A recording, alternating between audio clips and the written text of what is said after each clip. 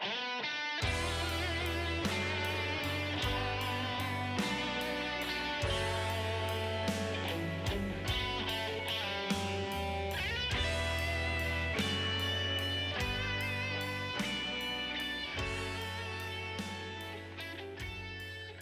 right, welcome to the JohnnyMoMedia Presents Straight Talk Podcast with Johnny Mo. I am Johnny Mo, and I am a retired military, Air Force 23 years, C-130 flight engineer, first sergeant, and maintenance troop for 15 of those 23. Recovering alcoholic, 12 years sober, suicide survivor, going on just over 4 years. Husband, father, brother, uncle, son, all that other good stuff, gender applied. Today's guest is going to be Albert Woodin again, the president of Save 22. Don't click off just yet because the story is going to be different. Albert contacted me after his last interview and he said, fuck, there was more I wanted to talk about. Bro, that's easy. Let's hook up a Zoom meeting and here we go. So schedules finally meshed after the holidays and we all got through it. And, you know, Albert and I did some assisting with some other vets over those holidays, you know, took some phone calls, got a guy a room up in Seattle who, Seattle or Portland? I don't remember. Seattle, I think. Seattle. And he actually messaged back a couple weeks ago and he said, bro, I can't tell you, man, things are going great. I'm looking up places to stay right now. My buddy put me up for 5 or 6 days until I got a place. Work's going good. He says, I really thank you a lot. So, you know, the reach out process does work. Vets mentoring vets I think is where we were on that one, where I saw that post. And, you know, check them out if you're a veteran and you think you can help some people out. I run into a lot. I'm sure you do too. You run into a lot of people who say, I have nothing to contribute. I don't have a story. I didn't do anything. I didn't do nothing. And then you sit and look at them and you wonder, all right, can I change his mind? And you make a statement such as, oh yeah, what'd you do in the Navy? Oh man, well, you know, I was part of one of the first boats that got through the Suez Canal to make it over to Syria, you know, whatever. Right. You know, I'm like, oh really? Yeah, man, you know, we had a boiler explosion and you know, we were down for 3 days just cruising and, you know, just floating or something. Like, well, man, that's a story. Right. You know, or you got another guy, well, man, I only did 4 years. Yeah, well, how many deployments you do in those 4 years? I did 2. Yeah. Any trigger time? Oh yeah. Dude, that's a story. Yep. You know, did you have a hard time coming back? I don't know if you call it a hard time. I mean, you know, my wife left me and I got into the bottle for about 3 years. That's a story. Absolutely. You know, there's always a story. You just have to be willing to share it. So Albert, welcome back. You know, we had about 15 minutes prior to this where we were just BSing. Might get used, might not. I don't know. But refresh everybody's memory about who you are and what you do now. Yeah. Sorry, the dog just got the zoomies here, man, right as you started. Hey man, I call it a Palma shit. I got a Shih Tzu Pomeranian. You got a Shih Tzu, which is a poodle and a Shih Tzu. Right. So I get it. Yeah, just got the damn zoomies, man, just as you started. So he'll calm down here in a second. But, you know, back to what you were saying, like somebody that says they don't have a story, man, anybody that can just listen, honestly, right, is an asset.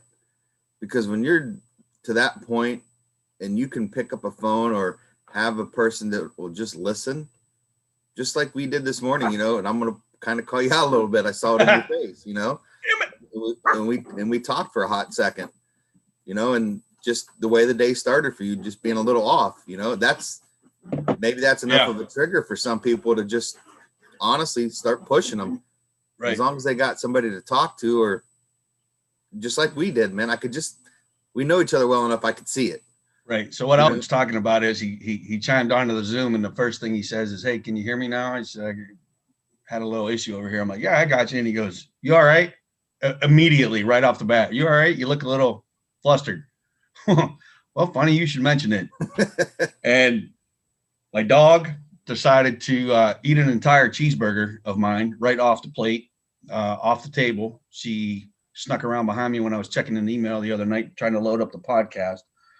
And she got probably 7/8 of that damn thing down. the bread, the burger, the tomato, the mayo, the cheese. She did it all. And if you've got a little dog, you know that their stomachs are pretty sensitive. And now since Tuesday, she's had the shits and the vomits. And it is at a moment's notice. So 30 minutes after I fell asleep last night, she's huffing and puffing in bed. I get up, take her out. She's outside 10 minutes.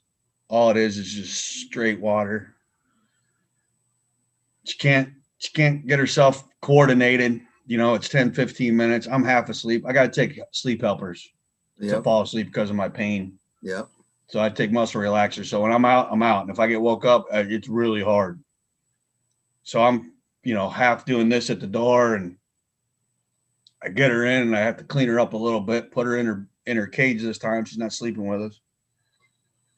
And then at 7:30, 8 o'clock this morning, she starts barking, and she starts with the little tiny bark, and then she gets the angry bark, like, I got to go now.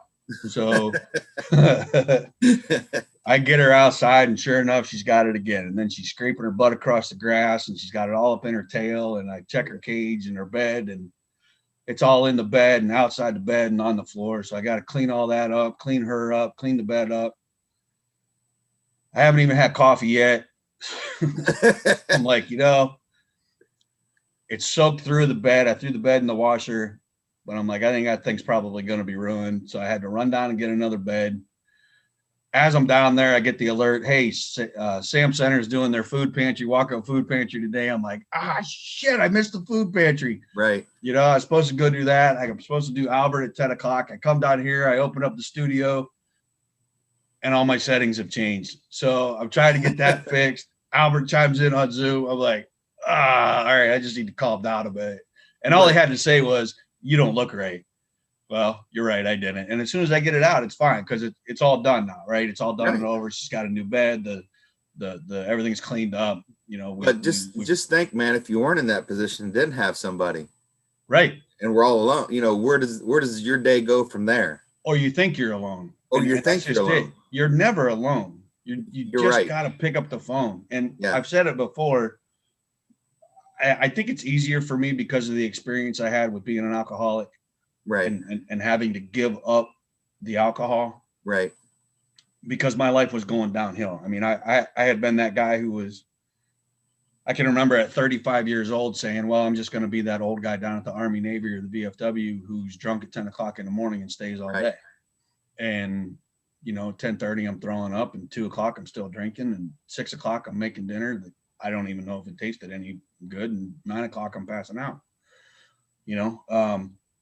I had to give that up. And when you go through that AA stuff, you have got to be honest with whoever you're talking to, that you trust. Obviously, there's obviously people with ill will down there, but when you find that sponsor or that guy that you can talk to or relate to, and you're honest with them, and then you're honest with yourself about it, things just tend to go a whole lot easier. I'm not saying it happened overnight. It didn't happen in 90 meetings in 90 days. You know, it was 4 years before I could walk down the beer aisle without getting the cold sweats and the heart palpitations. Right. You know, and now here we are 12 plus years later, going on 13 here real soon. But again, all I have is today. Right. You know, something could happen later on where I'm like, fuck it, and start drinking. And I know that if I do that, my wife's gone, plain and simple. Yeah. And I know where I'm going to end up if I start drinking again. So. Right. And that was the same way with me with the opiates, you know. One wasn't enough. 100 wasn't too many. Right. So tell everybody why you got hooked on the opiates. Because if you remember from our last interview, Albert had a pretty serious motorcycle accident where he nearly lost his leg, and immediately felt the draw to the opiates. Yeah. So talk about that accident. I didn't realize, you know, when I got hit, you know, the leg was pretty much cut off from about below the knee down, wrapped around, you know, a whole circle, and then another half. So my toes were pointed the other way. 540 degrees, your leg wrapped around. 360 degrees plus another 180. 540. Yeah, 540. Come on, man. You were Air Force. I went to Sandy Valley, man. Not a Marine Corps. So, you know, and then the legs bent in such a way that it's almost tucked in my back pocket. Oh my God. You know, and I kind of looked down at it, and tried to move because the lady said, "I can't believe you hit me." So I went to go after her and kind of just felt everything mush, you know. So She I said, knew "I can't believe you hit me." she did. She did. She pulled out in front of you. Yeah, right. Yeah. So, you know, you get to the hospital, they get you there, they start immediately with the morphine, Dilaudid, all that good shit, you know, and you're just Right. up and down, up and down, up and down with the pain. And I don't know how many surgeries later, I finally was coherent. You know, about the first 12, 14 days, I was in a coma, medically induced coma, just Right.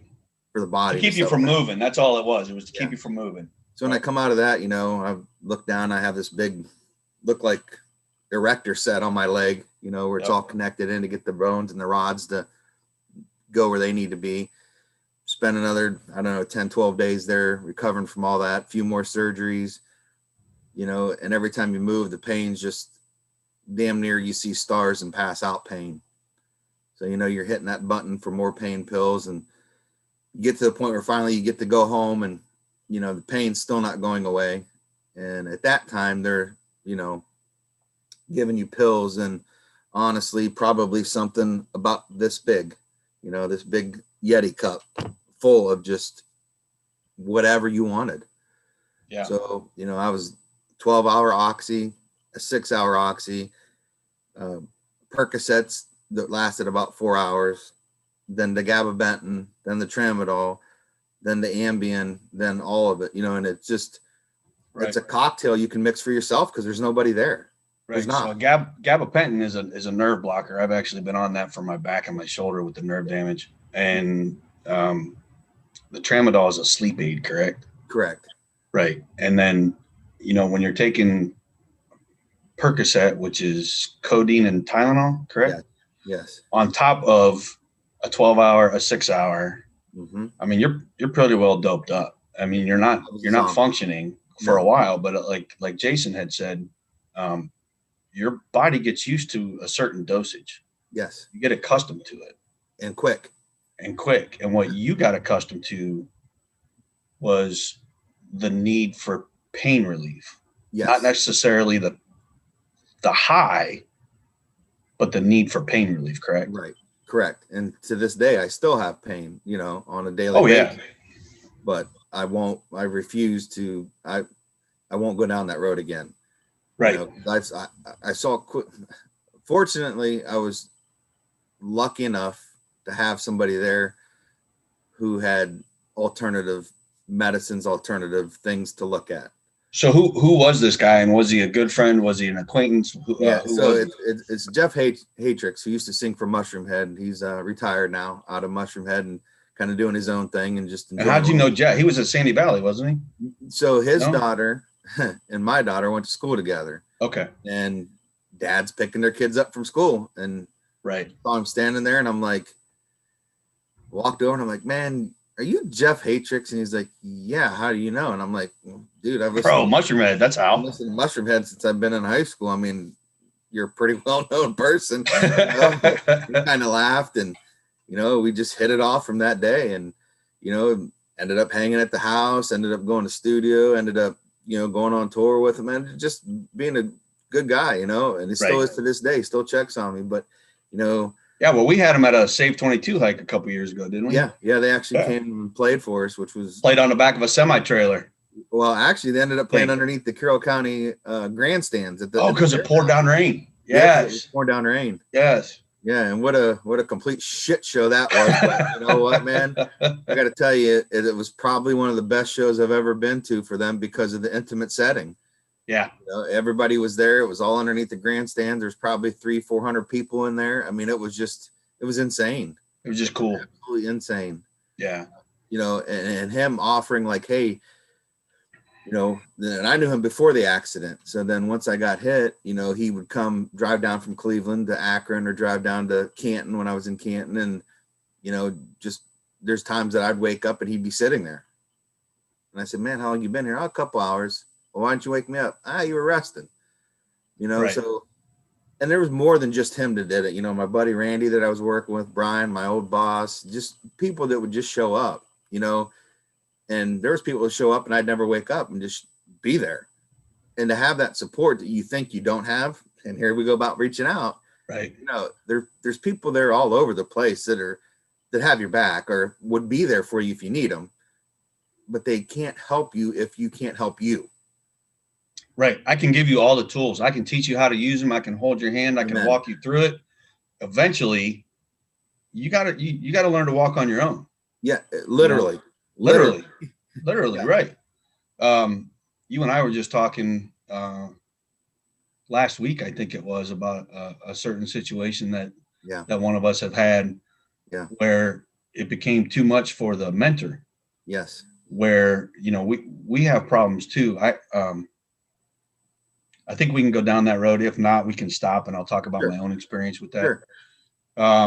So tell me how that went. And, we don't have to be specific. Let's just use generalities. Yeah, so we had somebody in Save 22 was mentoring a younger vet, and the younger vet, it started out as a few phone calls. Hey, if you need anything, reach out. Well, then it was getting a text, every time you had to do something, or a phone call to like almost ask for permission. Or every time doing something. What do you mean? Like even going to the store or? Yeah, like, hey man, I'm going to go buy a new video game. Do you think I should do it or not?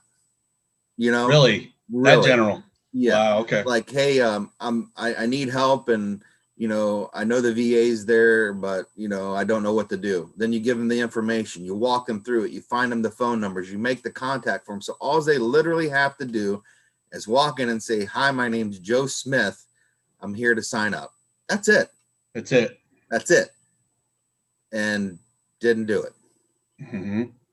And at some point as a mentor, this is going to sound harsh, but it's the reality of it.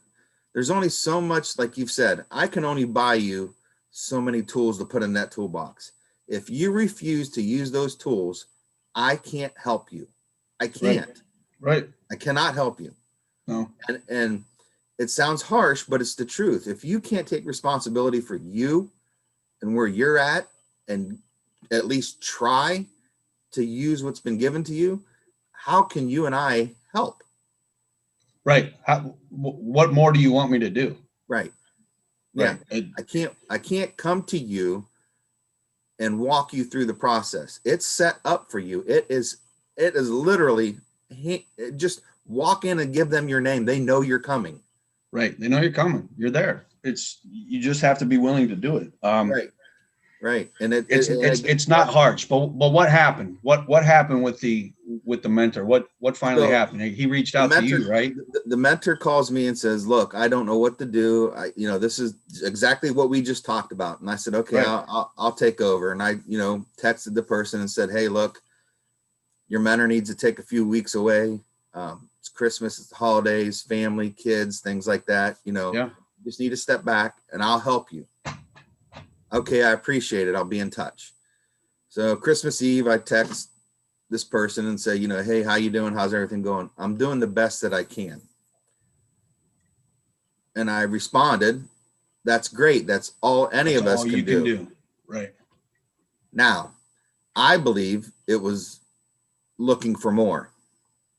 I've done this enough. Oh yeah, they're fishing. They're right. You threw a line out and I sent it back to you with nothing on it other than some support. That's great. That's all any of us can do. That's it. Didn't hear anything back. I texted Christmas Day just because being the holidays, being alone. And I said, hey, how you doing? How's everything? I'm good. I said, I don't like that answer. How are you? I'm okay. I'm doing this, this, and this today. Fantastic. Keep it up. I did a few more days, checked up again. Hey, how you doing? I'm getting by. And again, I gave him the answer, great. It's one day at a time, one breath at a time, 1 minute at a time. I've had that conversation. Yep. Especially with addiction, it's 1 second, 1 day, 1 month, and 1 month turns into two turns into a year. And pretty soon it's much, much easier. Right. So, right. And it kind of seems like a little bit of a dick move, but it's not. It's really not, because if you have at some point, and I've been through enough therapy as well, at some point you have to own your shit. You do. You do have to own your shit. And if you don't own it, then you can't get what you need out of the therapy, no matter what we do, whether it's racing, fishing, the mentorship, anything. You're just not going to get it out of it if you don't own your shit. Right. And I wasn't ignoring you. You keyed me. You triggered a memory of mine. December 30th, December 31st, New Year's Eve, I got a call at 8:08 a.m. and our mutual buddy Yes. texted me or called me and said, "Wake up, I need you." That's all he said. Mm-hmm. His uncle had committed suicide the night before. Um, you know, when you have an individual that you can just say, "Wake up, I need you," and I'm not boasting on me because I do the same thing to him. I need you today. You know, this is going on. I need some help. He would do the same thing for me. Well, I dropped everything and I went over there and I did a bunch of stuff, and that's a whole nother podcast that I'll get to eventually when I think the family can handle it and I'm ready to let that go. But I got a text an hour and a half later from our mutual friend who just said, "I'm here for you. I know you are strong for everyone else. Let me be your strength if you need it. My shoulder, my ears, my thoughts are here. I love you." Sometimes the strongest people need the most help. Right. Because most of us will put on that facade that it's not bothering us because we have someone else to go help. And I know that you and I are both that way. We are our worst enemies when we are by ourselves. Yep. When we start getting into our heads, when we have nothing going on, we beat ourselves up. We replay situations. We go back and think of every scenario that we were in with this individual and think, "Fuck, man, was there something I should have seen? What did I miss? What happened?" So you have to go, there's the 5 stages of grieving and all that stuff. And there's anger and denial and all that other good, what is it? Depression and acceptance, something like that. You and I aren't trained counselors. We're not doctors. We're not shrinks. We're just vets who have been through a lot in our lives, who have been to some pretty dark ass places and figured a way to come out. Right. We did not do it by ourselves. We did have help, but ultimately we made the decision ourselves that we weren't going to live like that. And we had individuals before us that did what we're doing now, who said, "I've given you these tools. I've taught you how to use them. I've held your hand for a few months. It's time for you to start taking some steps on your own." Right. So it's not a dick move. It's not a dick move at all. Right. But once you start doing it on your own, and I've said, I'm not a spiritual person. I'm not a religious person. I'm a spiritual person. I believe more in karma and what goes around comes around more than I do an ultimate being controlling everyone's movements, right? Sometimes when things happen, good or bad, that lesson is not for us. Right. Sometimes we are the lesson for somebody else.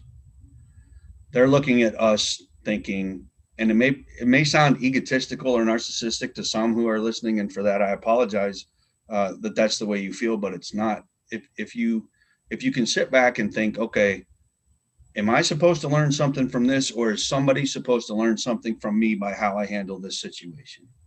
Right. That's what being a mentor is. Right. They're looking to me for an answer, and sometimes that answer is just an action. Right. It is. It is. I always say it's always a hand up, not a handout. Correct. Absolutely. It's not a handout. And I learned that from a buddy of mine, Matt Dotson, who's got Rustic River Craftsman Foundation. We went to the races together, and we were just talking one day, and that's something that I took away from that conversation. He goes, "You got to quit thinking of it as a handout, because it's not a handout, it's a hand up, because you're helping somebody up. You're not giving them a handout, because if you're giving them a handout, it's just a temporary fix. If you're giving a hand up, you're giving them something they can use and take with them. And Absolutely. It's not narcissistic. It's not egotistical. It's just a fact. It's the way it is.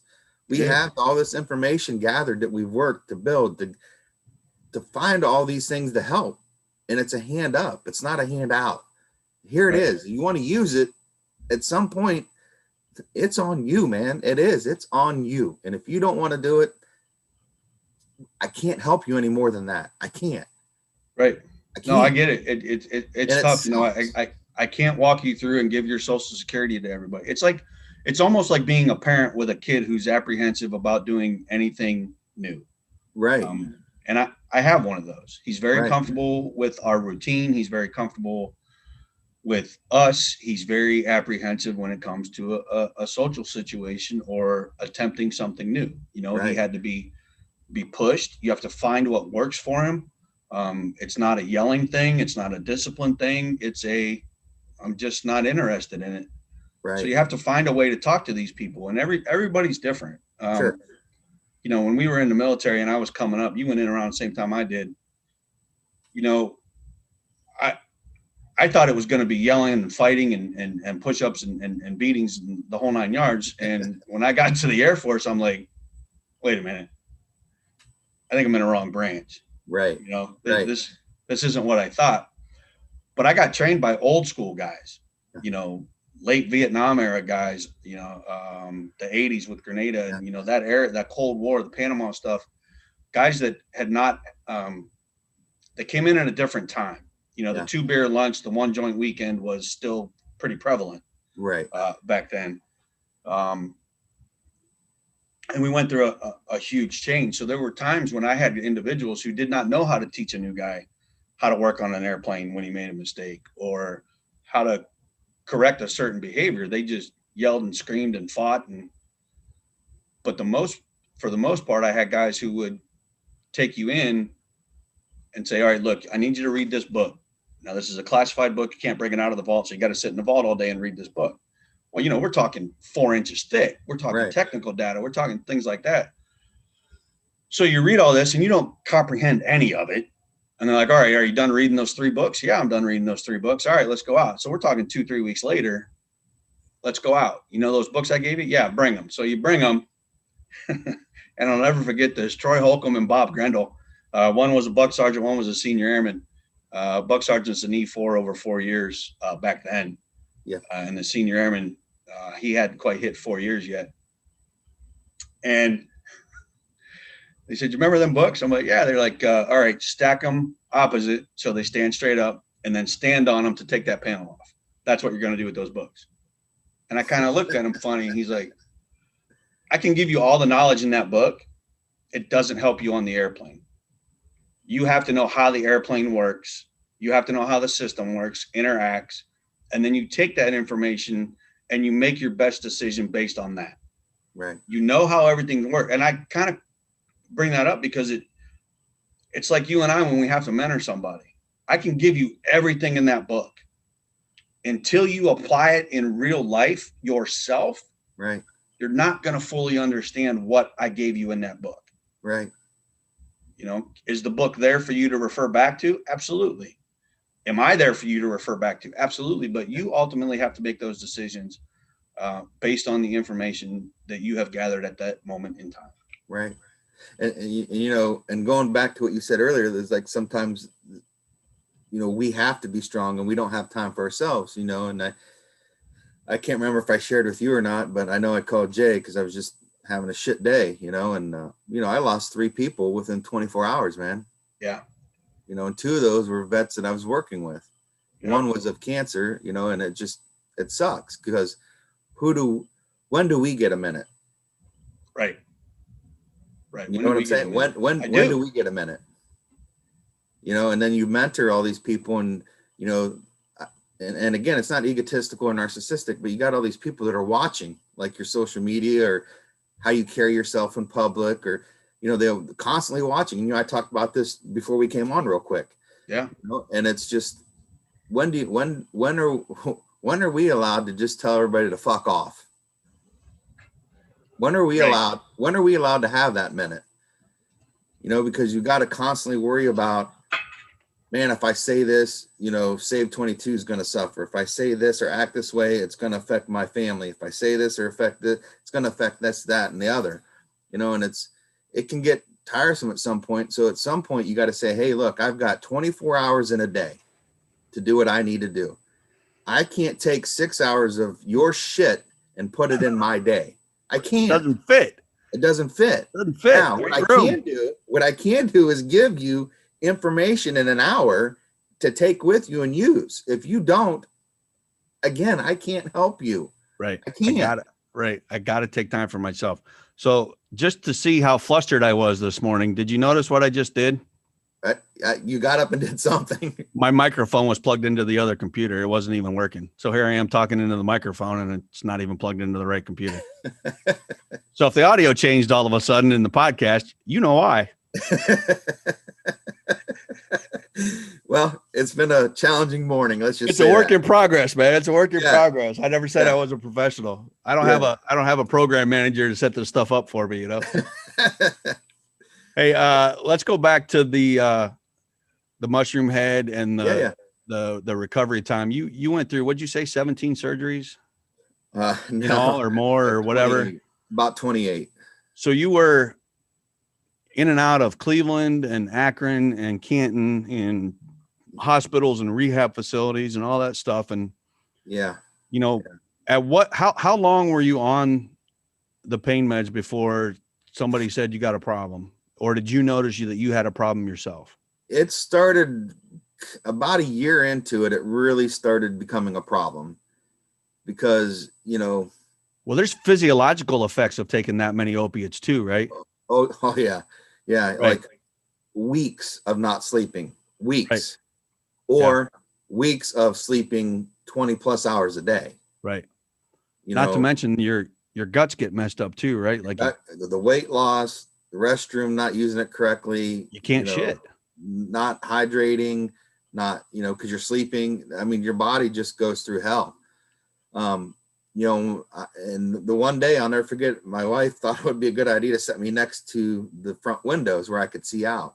Now, when you say set you were still unable to walk at this time? You were in a I was wheelchair unable to walk for about almost 18 months, I think, before I could actually get up with a walker or crutches. Wow. Almost 2 years. Yeah. So I was in a wheelchair for quite a while. Wow.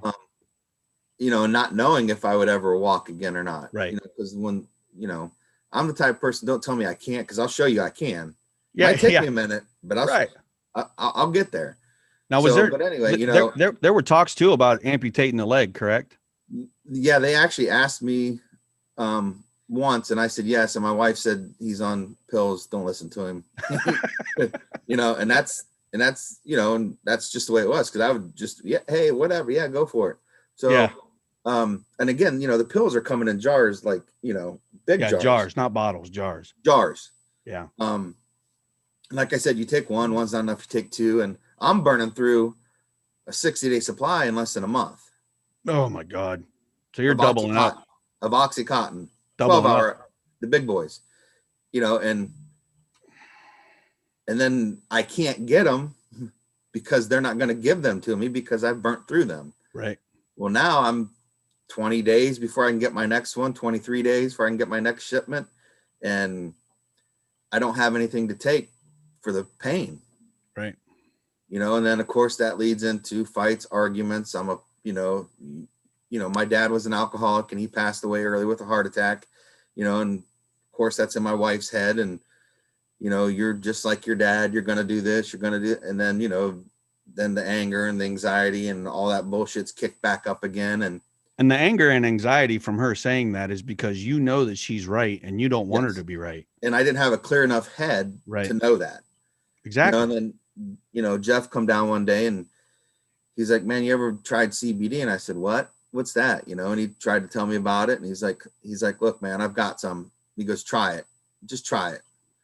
So I tried a few drops and got some relief, kind of body settled down, nerves settled down. And like, man, there's something to this, maybe I'll try this for a little bit. So he was able to get me some, and I used it for those few weeks to get me through. And, when I was taking the pills and then started using the CBD more than the pills and relapsed again, and the CBD wasn't enough. So I went back to the pills, and my wife says, where's your pills at?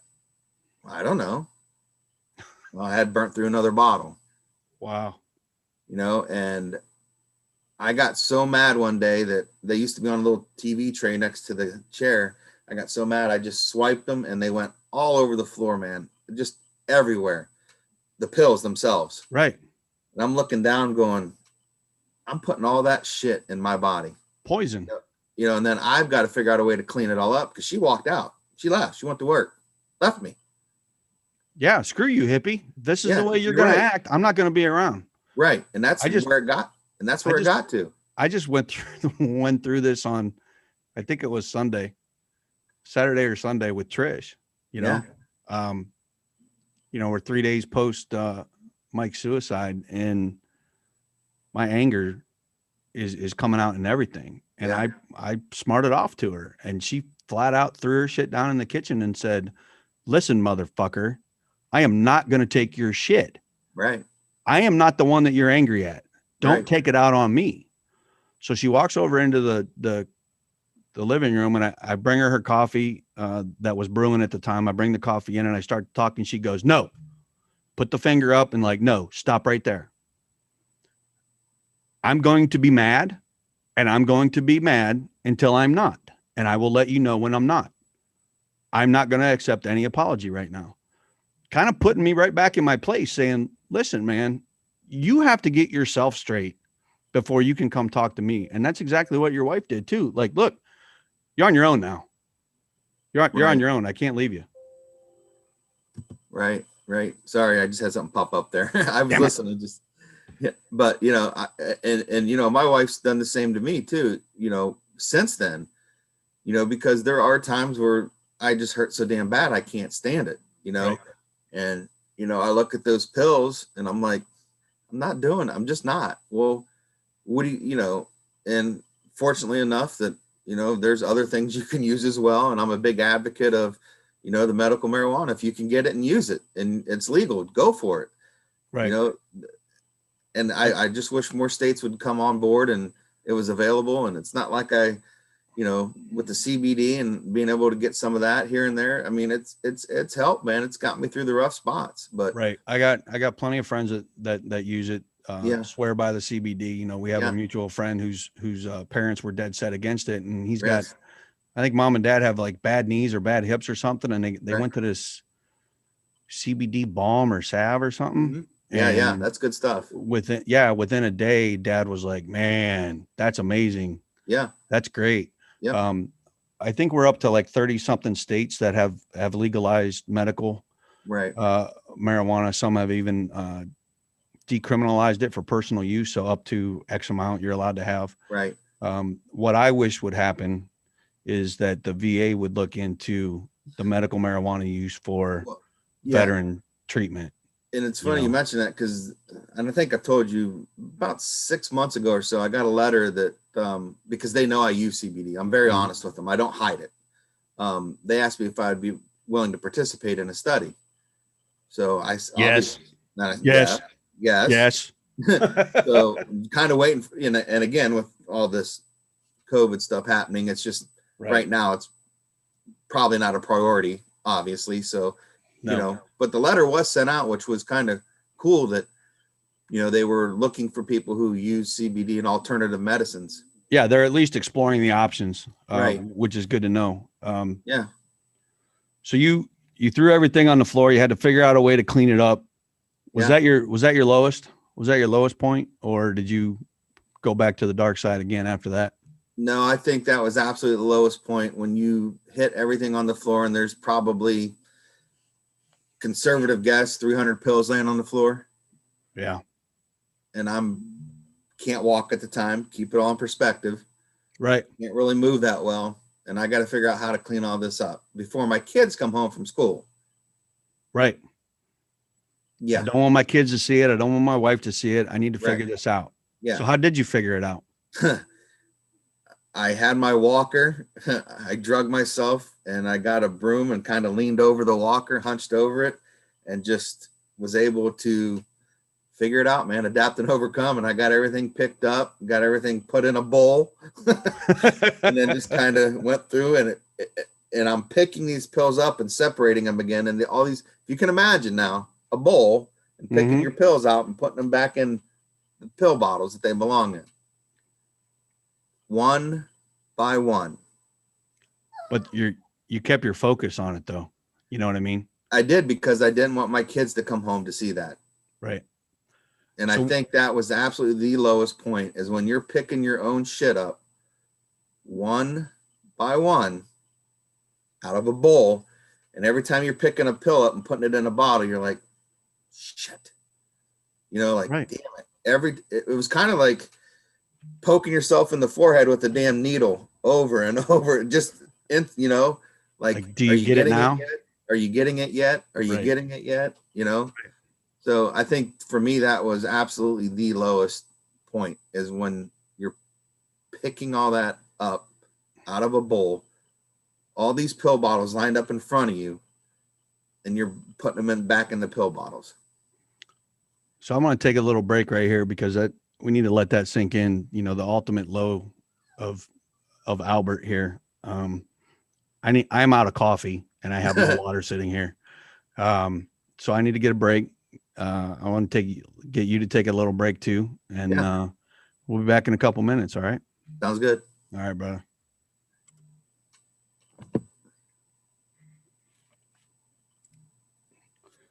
Live Synthetic Oils is a independent AMSOIL distributor, independently owned and operated by Ian Colmer, who's a Marine Corps veteran, friend of mine.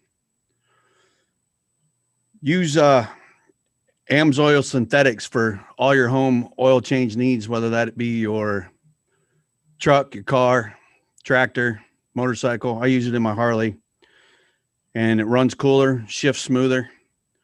My small engines, the snowblower and the lawnmowers, they all run a little bit better. So look them up on Facebook at Live Synthetic Oils on Facebook, and use code. What do you think, Albert? How about Toolbox today? I like Toolbox a lot. All right, let's use code Toolbox for 10% off your next order. If you take a snapshot that you subscribed to the JohnnyMoMedia Straight Talk podcast, he might even give you a little extra break. So check him out on Facebook at Live Synthetic Oils.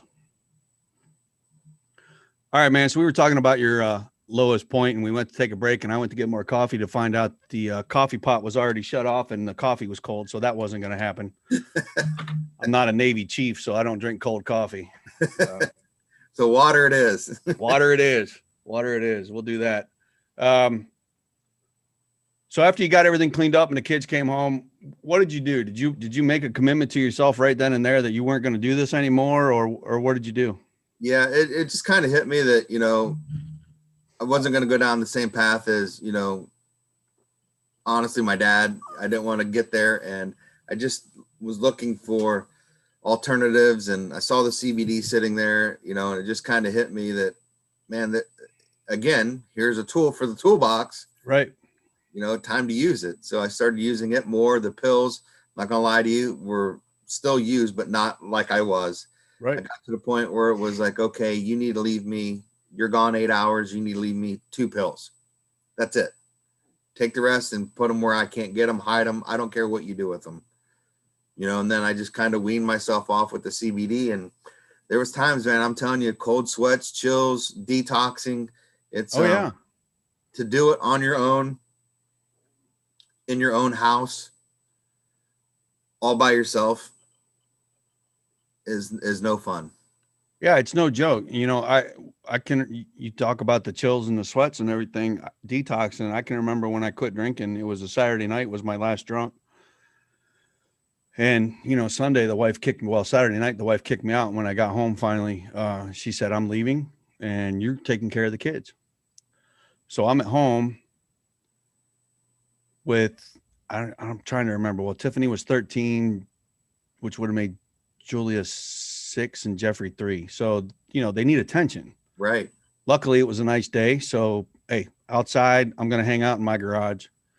They're going to play. We're going to do stuff. I picked up the laptop and I was like, how do I know if I'm an alcoholic? Right. And there's a thing on there called 44 questions. And I scored a perfect score. So I was pretty proud of myself. Obviously I'm being facetious here. Right. Right.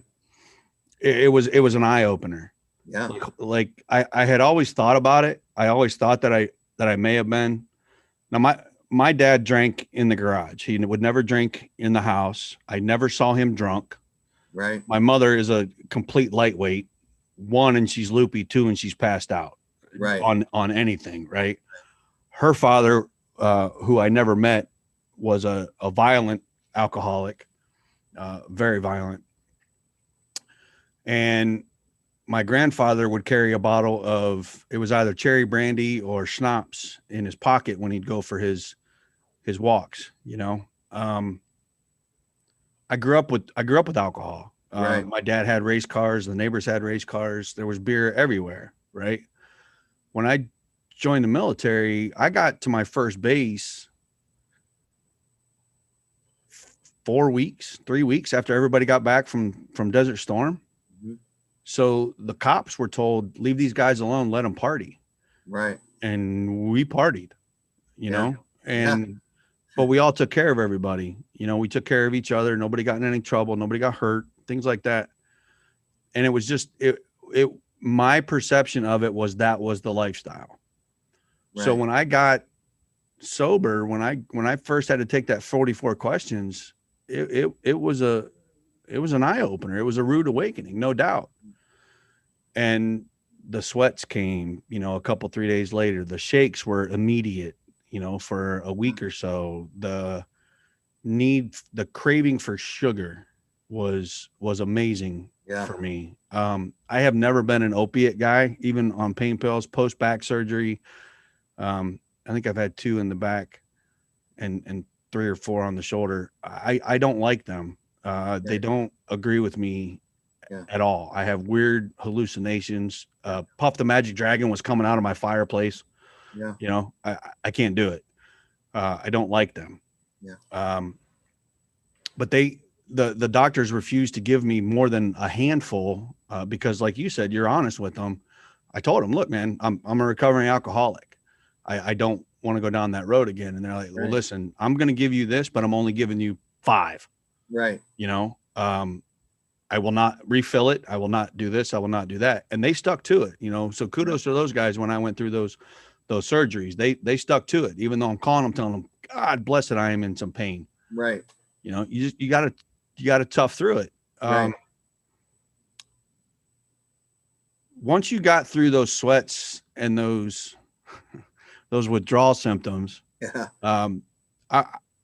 well, first of all, tell me how it was at home when you finally decided to do this. Did you tell your wife that you were going to do it? Oh yeah.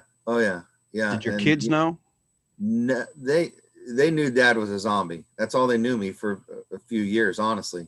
You know, I was there. That's all I could say. I was there. You know, and as things started getting better, you know, and I got to the point where I was going to therapy, and, you know, and here again, my wife. Now, therapy, do you mean physical therapy or head therapy? Physical therapy to start, you know, and then head therapy came later. But, you know, she's working her work schedule to drive back and forth to get me into therapy while she's at work, using her lunch break to drive home to get me, take me to therapy, to go back to work, and time it out so she could pick me up after therapy after she got off work. And I was being the jackass that was popping pills. I've always said it. The military spouse should have automatic sainthood. Yes. So, you know, dealing with all of that, then I just got to the point too, like I told you, cleaning up the pills and going through all the sweat and finally using the CBD correctly, you know, and just getting that balance to where, sure, I was in pain. It's just the way it is. It's how our life is going to be. When you suffer injuries like us, you're going to be in pain. Yeah. So, you know, the CBD takes it away. It takes the edge off. It takes it to the point where I'm not dependent on the pills. Then things start to clear up in the head. Like, man, look at all the shit I'm missing, you know? Then I look back to my childhood, and I was lucky enough to have a stepdad step in, you know, at 9 years old. Right. So I always had a dad, you know, and, you know, I look back and I'm thinking to myself, man, you know, I have this opportunity now that I'm home to be more involved and do this and do that. So, you know, the focus went away from me and pain as to what can I do? You know, what can I replace this with? Right. You know, you're sitting at home too. You're going from a guy who had deployed, you know, had seen some stuff. You were a heavy equipment operator, correct? Heavy equipment operator and overhead crane technician as well. So yeah, you're a guy who's got a lot of responsibilities on his shoulder with this job, you know, working with massive machineries. Yes. I'm home all the time. I can't walk. Yeah. I'm addicted to opiates. Mm-hmm. My wife thinks I'm an asshole. My kids think I'm a zombie. Yeah. And now I've got to get clean. Right. How'd that fuck with your head? You know where you go. I do know where I go, but some people that are listening might not, or Just maybe go- they're in that spot and they want to hear it from somebody else. Take your worst day that you've ever had in your life and multiply it by probably 100. To be honest, Every day. every day, Right.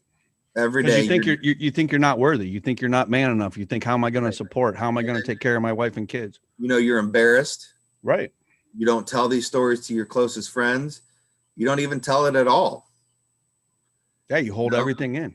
You don't tell your parents. You don't tell your in-laws. You don't tell anybody. It's you, because I took responsibility. I did. Right. I finally owned my shit. And that's what you have to do. You have to own it. Yeah, and got myself to a point where, you know, luckily again, Jeff being there, my wife being an absolute saint, to be honest. Yeah, they are. You know, and then getting to the point where, you know, people were starting to see, like, they could see a change, like more alert, more awake, you know, more this, more that. You know, eventually I got to the point where I could walk, you know, and eventually got to the point where I was able to drive again, believe it or not. Yeah. You know, and I'll never forget seeing the lady that hit me. Oh, really? I didn't know you saw her again. Oh, yeah. Yeah. I was on one side of the gas pump. She was on the other, literally 5 feet away. And how long after the accident was this? It was a couple years. It was a couple years because I was driving, you know, walking somewhat with a cane or a walker, and she was right there. Did you say something? No. And I can remember coming home, and I must have had a look on my face, and my wife's like, "What's the matter? You know, what's going on?" And I told her. She's like, "Did you say anything?" I said, "For what? For what?" You know, honestly, what's the good in it? Well, you could have gone a couple routes. You could have said, "Do you remember me?" You know, and you could have went off. I wasn't. Or you could have said, "I wanted to let you know that I'm okay. I didn't lose my leg. Yeah. You know, I'm getting through." Yeah. You know, because you never know. It was probably incredibly traumatic for her once her adrenaline wore off. Probably as well. But, you know, at that point, to be honest, I'm worried about me and my family. I don't doubt it. Yeah, absolutely. So I came home and told him, you know, what had happened. And, you know, the question comes up a lot is like, well, aren't you mad? You know, aren't you mad it happened? I get that a lot. Aren't you mad you went through all this? Aren't you pissed off? No, not really. I'm not. And I'll tell you why. I'm a better person because of it. I'm a stronger person because of it. I didn't miss anything that ever happened with my kids all through high school. Never missed anything. Anything. And working the way I worked before, you know, I missed the first 6-7 years of my kids' lives, to be honest. Oh, yeah. You know, and to be able to see every sporting event, everything they ever did, everything they ever accomplished, I was there. So it's ironic that you say something like that, because just yesterday I was talking with Tim, whose Uncle Mike was the one that committed suicide. And in a moment, I just said, you know, eventually we're going to see some good from this. Eventually. Maybe not right now. I just got myself chills. A very prominent NFL individual has offered to start a Mike Byam scholarship fund at Jackson High School. That's awesome. He has reached out and said, I'm going to find some sponsors who will match whatever we collect. And I said, it might not happen next year. It might not happen in 5 years, but eventually a kid who would never be able to play football at Jackson because his parents can't afford it is going to be able to play football. Right.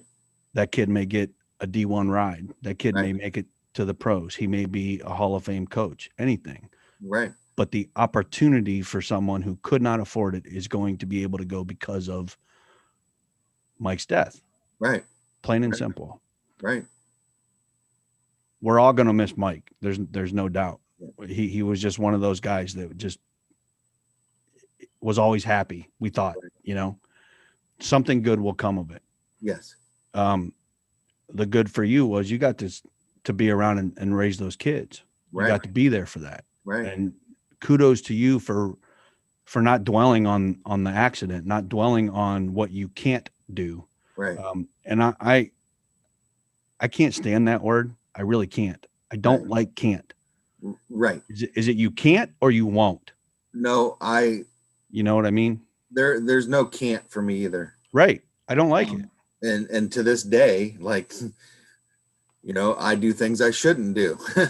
And my wife will be like, you need to stop. You shouldn't be doing that. Well, you're right. I shouldn't be, but I can do it. So why wouldn't I? And we pay for it. And I pay for a week afterward. But you know, it's the way it is. I'm not built that way to not built that way. Yeah. Not built that way by Eric Brook is our theme song for the Straight Talk podcast. Check them out on Apple Music. Eric Brook, Brooke. Not Built That Way is our song. Yeah. How about that? Isn't that something? Then there's that. Yeah. So I'm going to ask the tough question. Go for it. And you probably thought it was coming. Did you at any point or multiple times think of ending it all? Oh yeah. How'd that go for you? When you're laying in a hospital bed and nobody's there and it's 3:00 in the morning and you can't physically even move, and all you've known your whole life is go, be active, do this, do that, work.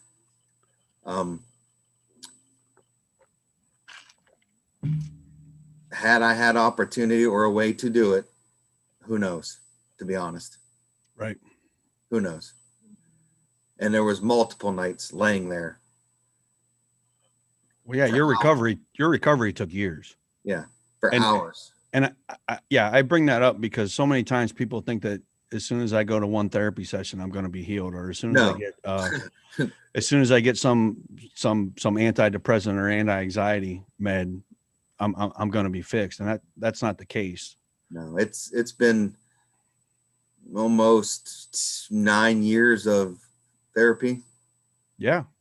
You know, I still go on the mental side, and I still go, and on the physical side of it, it's every day. I have to stretch out. I have to do certain exercises. I have to move a certain way to get my body to be ready to go. Right. And there are some days where I've overdone it and I am not worth shit. I'm not. Right. And then, you know, and again, thank God for my wife, because she's understanding enough now to know, like, okay, if we do all this today, I know tomorrow he's going to need a day. Mm-hmm. You know, in the beginning, it was kind of like, well, you did it yesterday. Why can't you do it today? Correct. You know, it's a learning process for everybody. And I have to pick and choose my days knowing what's coming later in the week. Oh yeah. If I have physical therapy, which I still do to this day outside, you know, once a week, is okay. If I'm putting away all the Christmas decorations today and I have therapy in 2 days, well, this Christmas decoration are going to have to wait a day till I get there, or wait till the day of therapy when I know I'm good and burn up my whole day. Right. You know, it's taken a long time to get there. But again, you know, my kids too have been tremendous. You know, I can't bend over like I used to, and I'm Mr. Mom at home, and I'll own it. I don't care. Yeah. I would do it too. There's days I can't get to the bottom rack in the dishwasher, and I'll have to say, hey, Enzo, can you help me out here? Yeah. And they, you know, come right down and do it. Anything else? No, we're good, and go. You know, it's just everybody's kind of changed for the better, I think. Yeah. You've been with your wife 20 years? 27 wonderful years. Awesome. Yeah, bullshit. They were all wonderful. I've been with Trish for 23. We'll be married 21 this year. And recently I've noticed a change in her too with what I do. She'll notice, or she'll make the comment, you know, do you really need to go down the back hill today? It's pretty slick. You might slip and fall. Cause I fall on my back hill. It's not real grass. It doesn't get a lot of sun back there. It's like a moss that covers everything. Right. And she knows, you know, one fall and I could throw my shoulder out again, or you know, I've already got one broken screw in the hardware in the back. You know, she knows. And if I overdo it for an entire day, as long as I keep going for that day, Yes. I'm okay. It's as soon as I stop. Right. And then it's incredibly difficult to A, get motivated again, but B, the soreness just starts almost immediately. And she knows that it's not going to be a productive night, and it's probably not going to be a productive day the next day. Yeah. She knows these things. So it's really beneficial to have somebody around like that. Yeah. And this directly correlates to addiction too. It does. Oh, absolutely. Because, there's days that you're recovering that, like we just said, are good days. And then there's days that are shit days. There's days that you don't want to be bothered. There's days you don't want to talk. And then there's days that you want to talk. It's the same way with recovering from an accident or pain, or it's the same process of working through it and having somebody that's willing to understand it and also, willing to change. Right. Not just us, but them too. It's not a one-way street. Now, granted, you have to own the addiction and you have to take responsibility and yes. I just brain farted, vapor locked. Yeah, you gotta have accountability. You do. Accountability. You got to be accountable to yourself. Yes. For your actions. And you can't what's the word that they use in AA? Against somebody else. You can't. I always say project. You can't project your. It's not their fault. You know, one of the big turning points for me was I went to a meeting one night, just pissed off. And Trish had said from the beginning, I am not going to participate in your recovery. This is your fucking problem. You need to handle it. Right. Which meant she was going to still have beer at the house. She was still going to drink. She wasn't going to come to any meeting. She wasn't going to hear me lead. You're going to have to handle this. Well, that set me off one day. Like, God damn it. Look at me. Look at everything that I've done. Look at this. And this is still how you're acting. Right. And it set me off. And I went down to a meeting and my buddy Jerry says, what's wrong with you? And I told him, and he just started laughing. I'm like, what the hell's so funny? I don't think this is funny. She's not helping me. He goes, what have we talked about for all these years? I'm like, what? I don't understand. What are you talking about? He goes, it's not her fucking problem. Right. It's your problem. You have to fix yourself before you can expect to be anything remotely good for anybody else. Right. The story of the nails in the fence. And I probably screw this up every time I tell it, but the son is always getting in trouble at school. He's getting in fights. He's saying bad words. He's doing whatever. And the dad sits him down one day and he says, listen, we need to do something about this. Son says, well, it's not my fault. It's not my fault. What am I supposed to do about this? And the dad says, listen, every time you get in trouble, every time you say a bad word, every time you do something you're not supposed to, we're going to go put a nail in our fence outside. Fine. Well, crime and ease, within a week or so, the whole fence is full of nails. Right. And the dad pulls him out and says, look, man, look at all this. He says, now I want you to work on every day that you don't get in trouble, every day you don't say a bad word, I want you to go pull a nail out. Well, this takes time. This takes a year or more to do. Right. Well, finally the day comes that the son is able to pull that last nail out. He says, look, Dad, I did it. I'm better. He goes, look at the fence. You see all those holes? You might be better, but you've left a lot of holes in other people. Right. Your actions are what are going to fix those holes. Right. So I probably screwed it up. Somebody's probably going to call me or text me and go, that's not how the story goes. Well, I don't care. That's how I remember the story. It's your story. My story. I'll tell it how I want, So, you've been through 9 years of therapy. It's been 9 years since do you still have pills at all? No. When's the last time you took a pill? So I had a lung surgery, had a mass removed out of my lung probably 5 years ago. And the lung collapsed, and that's pretty painful. Oh yeah, I've had that. I was very clear with the doc, like I don't want morphine. Minimal pain pill. Right. But I'm going to tell you that hurt. Oh yeah. And luckily, I collapsed a lung as well post surgery. Right.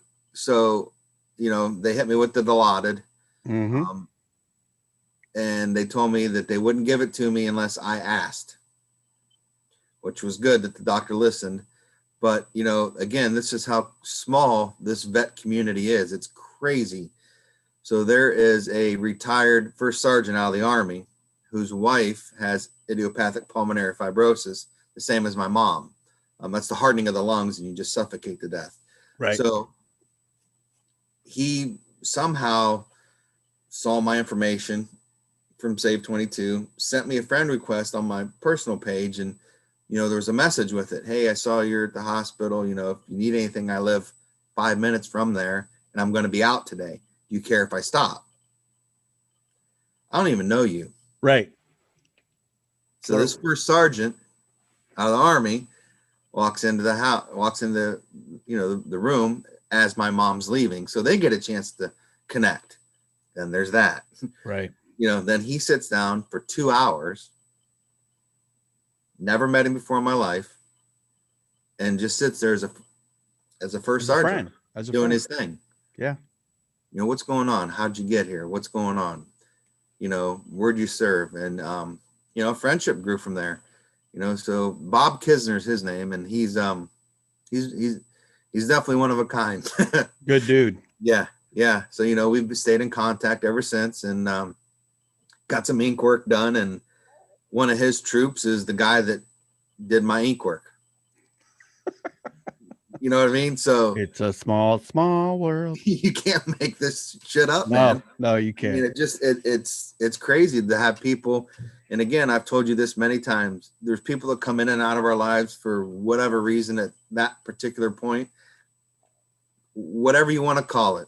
All I can say is then there's that. That's it. And there's that. You can't argue it. I mean, who the hell would ever think that a first sergeant from Desert Storm, where we all served, his wife and my mom have the same disease, and he's 5 minutes away from the hospital when my mom and dad are leaving, and my wife can't get there because of work. And I would have been there from 4 o'clock on till whenever by myself. Yeah. And he just stopped by to let you know it's okay. Yeah. It's okay. Yep. And then checked on me, till I got home, kept in contact. To this day, we still keep in contact. It's good just, dude. Like I said, it's, and when you think people aren't out there and nobody's out there and you're all alone, you're not. You're not. And sometimes you just got to be accepting to that person that calls you, and you kind of roll your eyes and go, man, I don't want to talk to them. Well, you know what? That's a you problem. Yeah. We've all done it. We've all done it. We've all done it.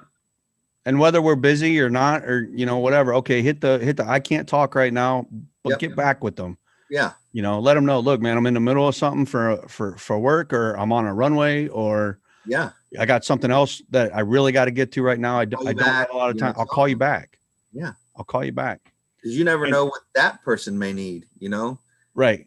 And I would say that's one of the biggest things that my kids have all taken away from this too, man, is, they've learned that you can't do stuff by yourself, number one, and there is a bigger, service before self, for lack of a better way to say it, my daughter, and I'm brag a little bit, brag away.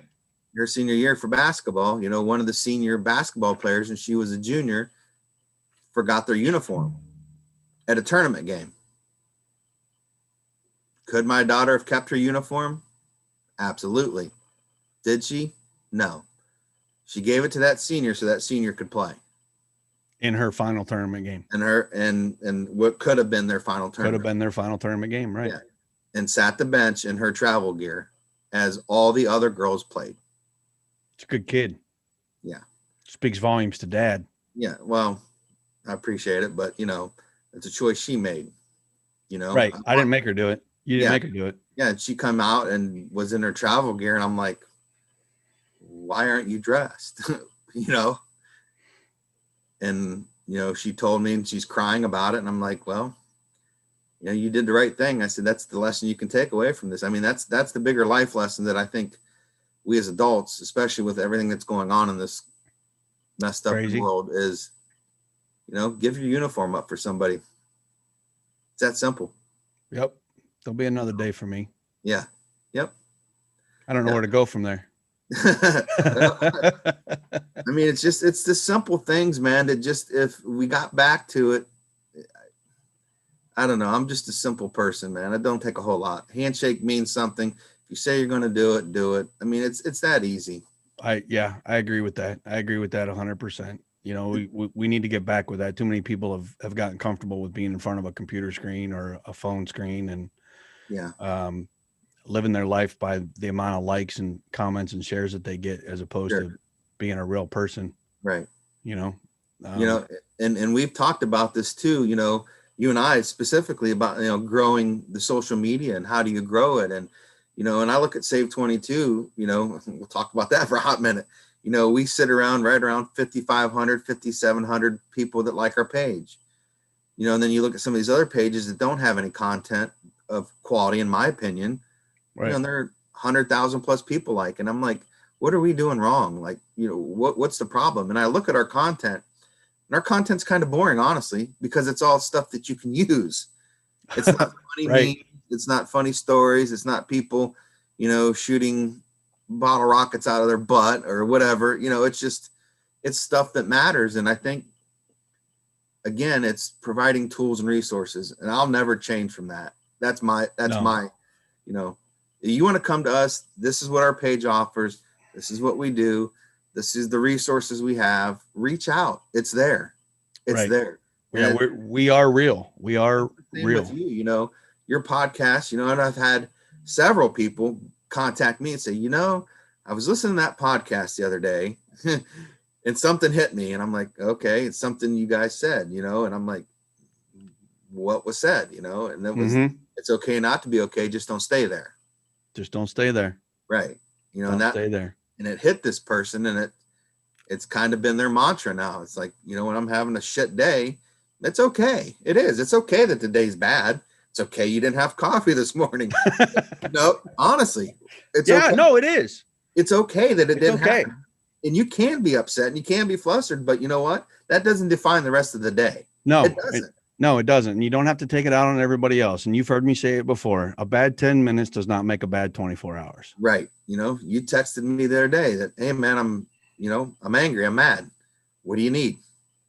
I don't know. I'm just mad. I'm pissed off at Mike. Yeah. And just being able for you to say, hey, I'm just mad. Right. To have somebody outside of your immediate circle, say, hey man, it's all right. Be mad. Be mad. You're allowed. You're allowed. It's not that you were looking for the justification. It was just, I don't know where to go with it. I don't know where to go with all this anger. Right. We get stuck. We start spinning our wheels. Right. No doubt. I know I spin my wheels a lot. And I get confused. And if I start getting into something, it eventually, I think I told you the trash can underneath the bathroom sink set me off. Set me off. And I empty the trash can, and then, there's 45 freaking used Q-tips and tampon rolls and tissue paper underneath there. So I pull all that out, and then you just keep going. You just keep going. It can't stop with just one thing. You just keep going and going and going. Then the kitchen counter you just cleaned it and somebody set something on the end of it. Yeah.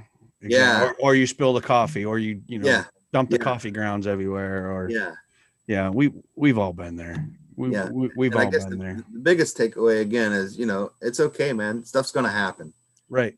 It's how you react. It is how you react. And I've said that a lot. And that's what I learned in AA too, was, the only thing that we can control in this life is our reaction to a situation when it's presented to us. Right. And if you can, and I'm not perfect, don't get me wrong. I'm not perfect by any means. We just had this discussion with Trish. Listen, motherfucker, I'm not going to take your shit today. Yeah. Get your shit straight and don't take it out on me. If you're angry, say you're angry and fix it. Right. Yes, ma'am. Just right. You're right. And it's frustrating because she's right. Yeah. And us as A-type individuals, we don't want anybody else to be right but ourselves. You're right. It's very difficult. Yeah, I know. You're so right. My daughter called the other night. She's working midnights, and I hadn't completely got up out of bed yet. And she's talking about how it was just a shit night.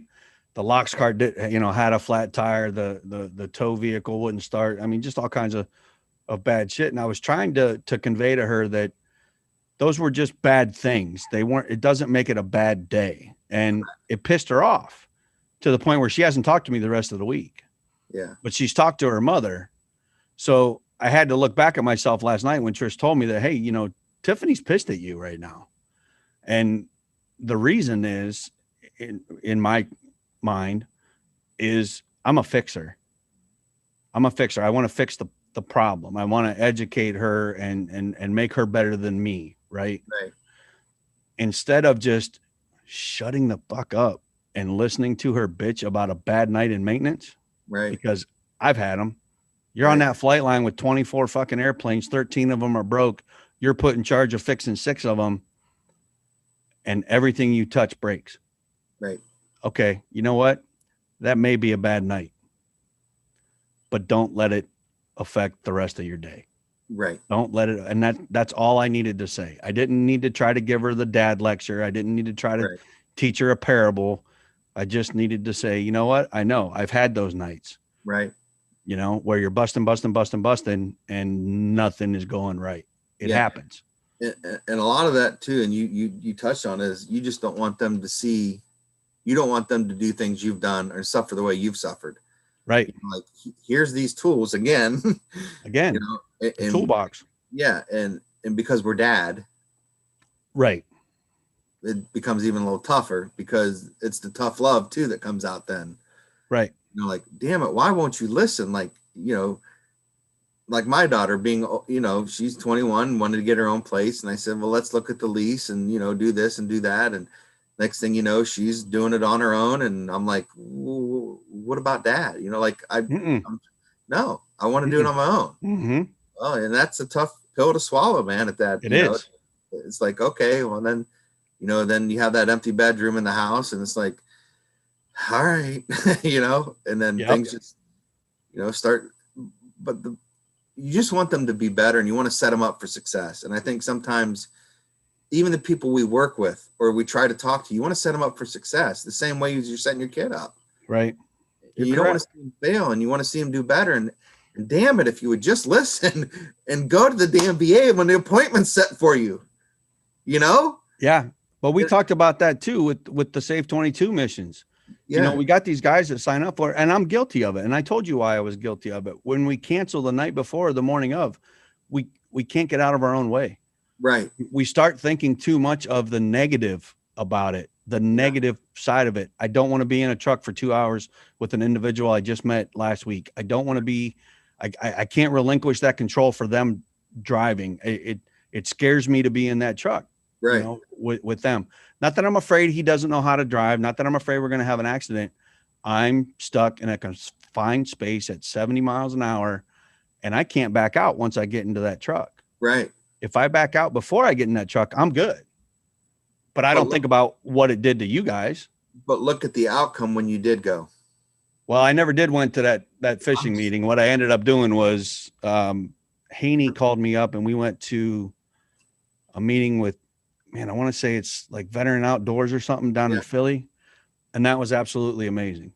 But let's go to the Alliance Racing. You were trying the Alliance Racing when I did go, right. Back out. You were trying to back out. You were trying to back. And look what came out of it. You know what I mean? I went. Just because you were open-minded enough to say, you know what? I've been provided this resource. Right. I'm going to try it. You took a leap of faith and here we are. I know I've got some great friends out of there, Hayden, still in fact, when I posted about Mike, Hayden texted me. Yeah. And for those that don't know, Hayden Bowlesby is a racer for Alliance Racing. Can we say what we're doing for him now or no? So I've contacted him, but I haven't heard back yet. Okay. So there's big things coming for Hayden and Save 22. There's big things coming for Hayden and Save 22, and look for it. Follow Hayden on Facebook and Instagram, Hayden Bowlesby Racing. He's friends with JohnnyMoMedia on Facebook. He's a good he's kid. on We've had Instagram. some He's a good kid, and he's young. He's only 17, I think. Maybe just turned 17. Maybe 16, 17. Yeah. And he's got an incredible head on his shoulders. He sees things more as a mature adult than I think a 16-year-old should. Right. But that is not a smack on him by any means. He's got a lot of talent, and he's got an incredible intellectual head on his shoulders, and he's going to do whatever he puts his mind to. There's no doubt about that with me. Right. Hey, you want to talk about some happy stuff? Sure. Let's go for it. So are we allowed to talk about the other things going on with Save 22 Motorsports? We can touch on Mike Harman Racing. So go ahead and touch on Mike Harman Racing.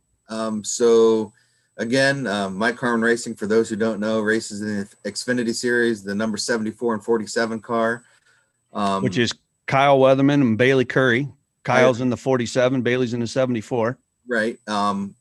And we were approached for another partnership for this year, again, which is incredible that they keep us coming around. And they do. So what they do for us is they get vets to the track. And obviously with COVID last year, just not going to happen. And this year, we're not sure on how it's going to happen or not, but they're actually going to put us on their fire suits this year. So we will be on right across the front. Right across the front. I don't know if it'll be upper left chest, right chest, but it'll be our Save 22 logo on their fire suit. And we've got another partnership with them for this upcoming year, which is incredible. That's amazing. And Karen and Mike do so much for Back to Blue, Thin Blue Line, Heroes for 8. Heroes on the Run. Heroes on the Run. That's it. Yeah.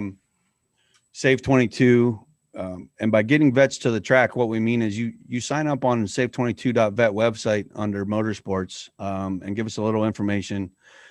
And when the opportunity arises, we can get you down to the track for the day, or is it for the weekend? It's for usually one day. Okay. And, you show up in the morning, you get to see qualifying, you get to be in the pits, you touch, see, feel the car. Mike's been gracious enough to let us sit in the car if we want to sit in it. You get to push it out to the track. You get, some vets have used the pit stop sign. They've actually got the, be the person. Marker.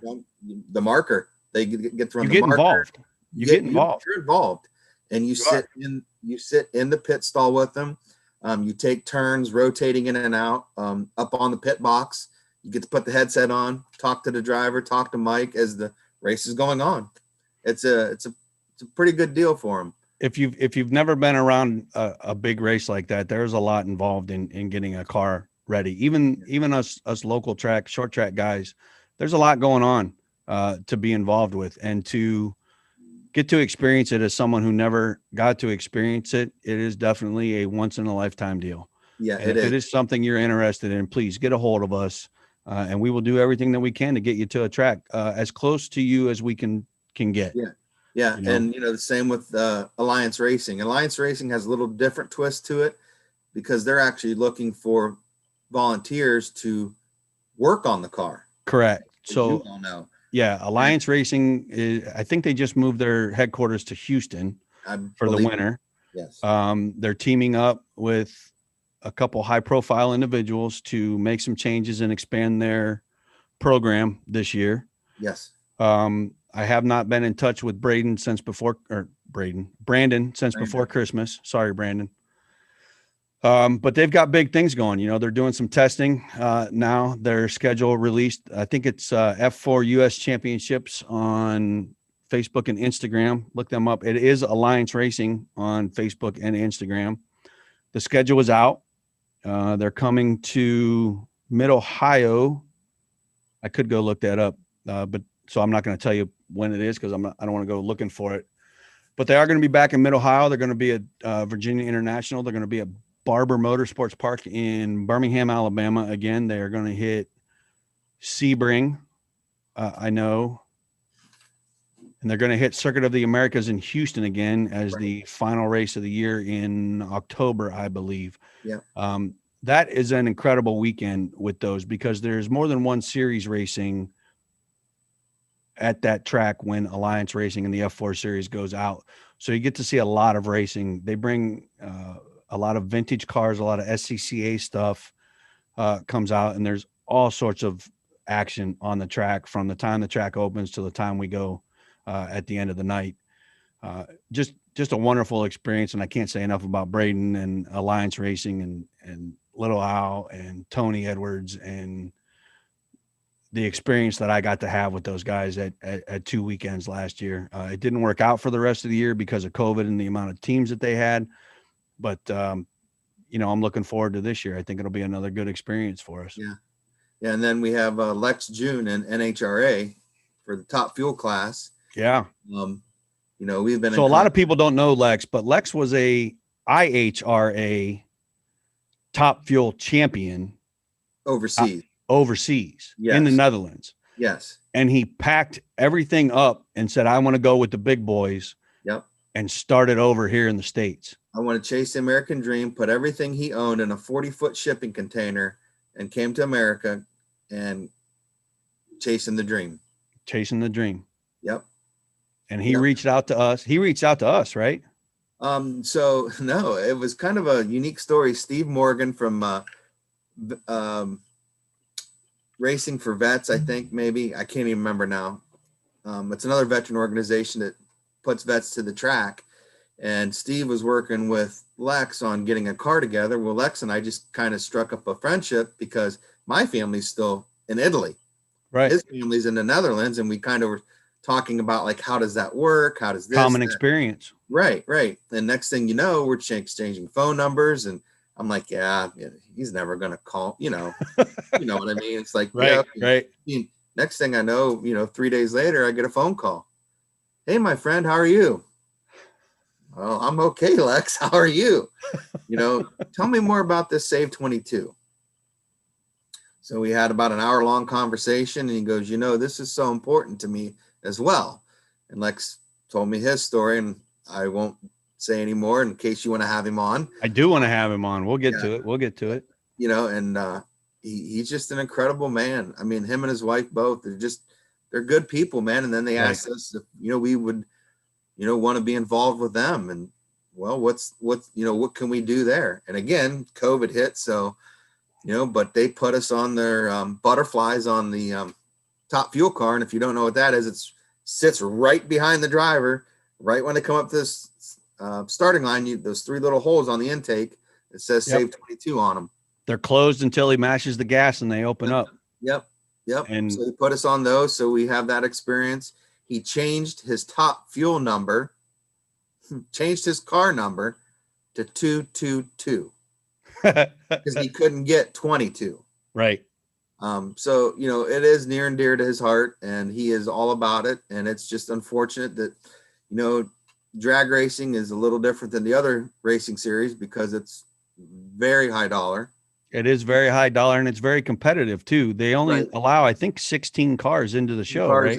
Right. So if you're not winning or not making rounds, you're not getting sponsors. Correct. So, it's a little different for him. So, they blew a motor, unfortunately, and it was right when they were getting a sponsor, and it was right at the end of the year, and it just, it snowballed for him. So it's tough. Yeah. And for those who probably have this question in their head, we don't have to talk specifics with what Save 22 does for these guys, but Save 22 is not a high dollar sponsor. No, we're not. No, not at all. We are not at all. And the things that these guys do for us, for the little things that we do for them is incredible. The exposure that they can give Save 22, the talking points that they can give, the ability to bring guys out of a shell that, you and I were both in by involving motorsports. It just makes, if only one veteran's day, better. And it probably is an experience for a lifetime for these guys that we get. I know that mine was. And I'll share this experience too, to show how this all works. You get 4 guys who don't know each other or may know of each other, but don't know each other. They go to the track, and then you see the pictures change from when they first get there to the pictures when they're leaving the track. They get there, the picture of the car, they're just standing there with hands in pockets, kind of, like, okay, I'm here. At the end of that pit race, arms around each other, big smiles, right? shared phone numbers. These guys have their own built-in network with each other Right. now. And then for me, I'm a big detail guy. I notice a lot of different things when I'm looking at cars or stuff. I just notice little things, and two of the guys that were working with Mike Harman had CIB combat infantry badge sewn on their fire suits. Wow. So Mike hires a lot of vets, hires a lot of first responders. He's big into that. So I walked up to the guy after the race and I'm like, hey, I said, I just want to thank you. I saw your CIB. And he goes, what do you mean? I said, well, I saw your combat infantry badge and just thank you, man. I appreciate it. He goes, well, how'd you notice that? And I said, I see things. So then, we struck up a conversation. Now we have each other's phone number and we keep in contact. You do that once a month buddy check. So for him, when he's out on the road, might not have his family around, might be just, who do you call? Well, I get a phone call one night. Hey man, I'm having a bad night.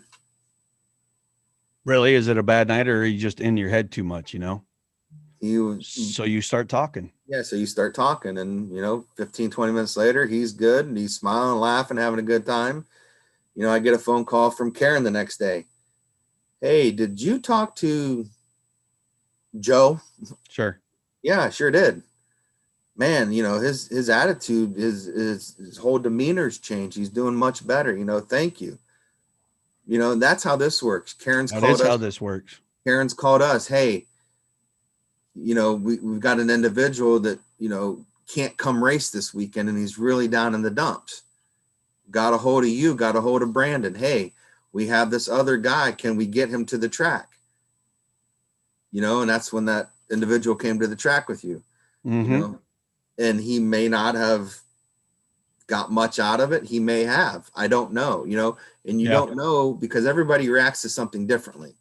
Right. So again, that's how these programs work. And just for the minimal amount of, and that's why we call them partnerships. We don't call them sponsors, because these guys are much more than putting a name on the car. They are. It is definitely much more. These are organizations truly working together for a common goal of getting people, not just military, people to the track so they can have a chance to relax, a chance to be around like-minded people where they can talk, not be judged. Police officers, or firefighters, if they go to these psyche evals, they get the red flag. Now I can't do it because I've been red flagged, Right. Where do they go to talk? Freely. Guess what? We're there. We are. We have firefighters, we have some police officers that are working with us now as well. So we're growing. I want to speak on that too, where you say, you build your network and you're around like-minded individuals. I did notice that working with, Brandon's a Marine veteran and with Alliance Racing, and he had brought in myself and two other vets at VIR. The individual you're talking about that could not race that weekend because I think the race was in Vegas or Texas or something and they weren't taking him. Right. He had a rough first day. He didn't know anything about it and he didn't feel like he fit in. But when I started talking to him, we ended up being roommates and we ended up talking. He just didn't know what to do and he didn't know how to ask. Well, by the end of Sunday, he's changing tires. We're working on cars. He's getting tools. He's involved, and he and I now have each other's number. He's, it's Brandon Henry is who it is. And Brandon is in the Xfinity series. Yeah. He was supposed to retire at the end of last year and he sent me a message and said, I'm back in for another one, excuse me. When you have the commonality of combat or deployment or high stress situations where you've shared it with other individuals and you know how to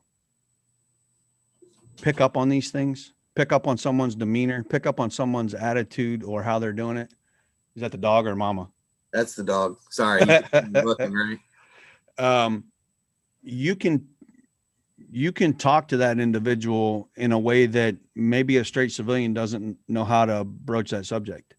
You can just come up and go, "You all right?" Yeah. And they should be able to, like you just did this morning, "Are you all right?"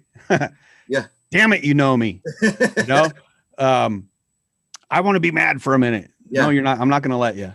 Right. And you can pull them out of that. And it's not necessarily that they're in a bad place. They may just be having a problem adjusting or reacting to that situation. So if you can, I don't want to say dumb it down because we're not morons, but if you can simplify it for them and say, look, this is all we need out of you. This is all you need to do. If you don't want to do anything, just tell me. If you want to hang out, watch the cars, if you want to run the stopwatch, if you just want to listen on the headset, I don't care. Yeah. But by the end of Sunday, he's on the headset. He's controlling the driver. He's giving lap times. He's, keeping track of that car, calling them into the pits, getting us ready for him. It's an amazing thing to see. And at the end of it, we're buddies, we're friends. Now, all of a sudden he's on my podcast. He's telling his story, which was an incredible story with the, the shit that guy, that Marine went through. Yeah. And not even in combat. He was back here at the States at Lejeune and had all that stuff happen. So you need to go listen to Brandon's story. I don't remember what episode it was, but search up Brandon Henry's story on the Straight Talk podcast. And I'm telling you, it's kind of an amazing story. Shocked that he actually did it, to be honest. Oh yeah, I was too. I'm like, man, you're really going to go. He's like, yeah, I'm going to go for it. I'm going to tell it. All right, let's do it. And again, it's because of the relationship we have with Karen and Mike and the race team that she felt comfortable enough and knew she had a resource. Right. Hey, look, I need help. What do you need? So let's get it done. And we did. And here we are. Here we are. Yeah. It is an incredible network. Just go to the website, save22.vet. Check us out.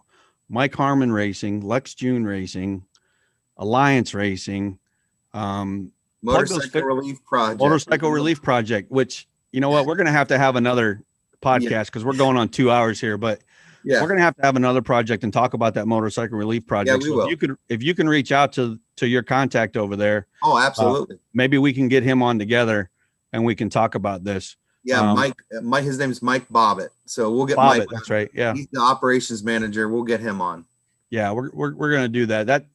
Everybody I've talked to that have gone to that thing, said it's a life-changing experience. And I don't like to say life-changing because it doesn't really change anything. It just enhances, your experience there is incredible, and you can't ride. So you had to be a passenger.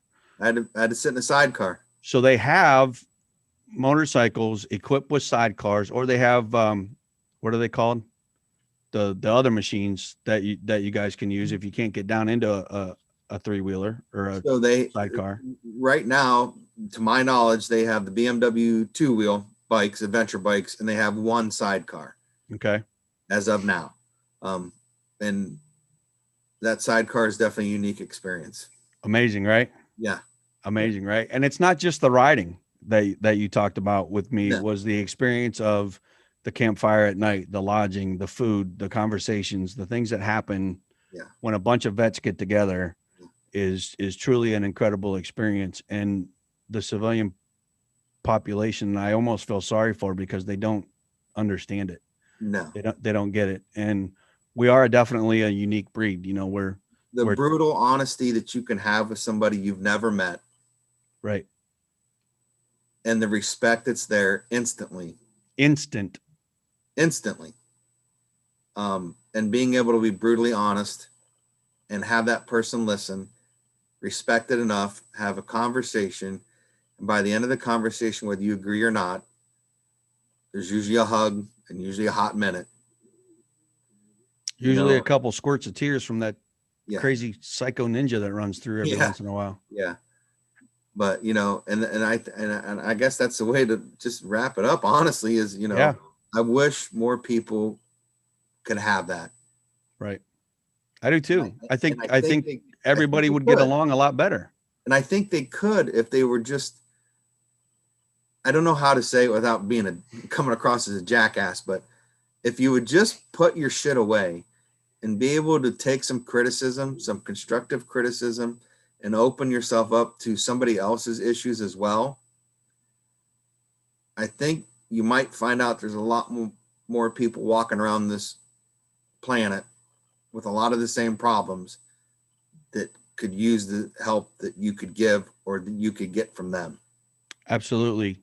Absolutely. And I'll end it with this. Sonia Burkett, David's mother, for the Alliance Racing Team, is the one that got us started with this podcast, right? Right. And after her and I talked a few times, and, you know, I sent a couple of test things back, and I sent her a little bit of my story and shared it out. She called me crying one day. Mm-hmm. And I'm like, what's up? What's the matter? And she goes, I never thought that I would have so much in common with a person like you. And it wasn't derogatory. Right. She is a 5'1", Sonia, I got it, 5'1" black lady from Louisiana who grew up rough, no doubt. What could she possibly have in common with a middle-class white boy Catholic from Ohio? Right. Well, when we both sat down and talked to each other about it, we have a lot more in common